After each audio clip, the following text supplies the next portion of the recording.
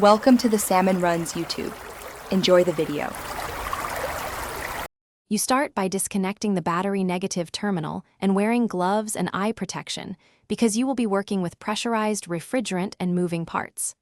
Once done, recover refrigerant into an approved recovery machine and note system pressure so you can charge accurately later.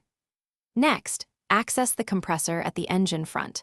Remove the serpentine belt, unplug the electrical connectors, and detach any bracketry or intake components that obstruct removal so you can reach compressor bolts.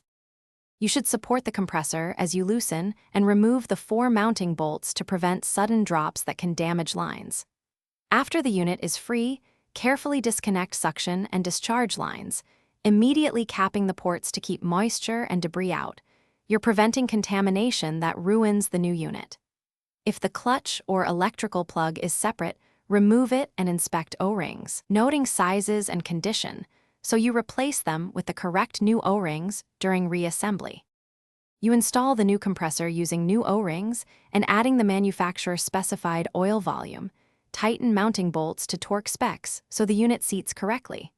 Once assembled, vacuum the system to about 29 in Hg for at least 30 minutes and perform a leak check to make sure seals hold. After that, charge with the correct refrigerant amount, run the A/C, and verify high and low side pressures while monitoring for unusual noises. If the compressor cycles or pressures are off. Thanks for watching. Consider subscribing if we helped you.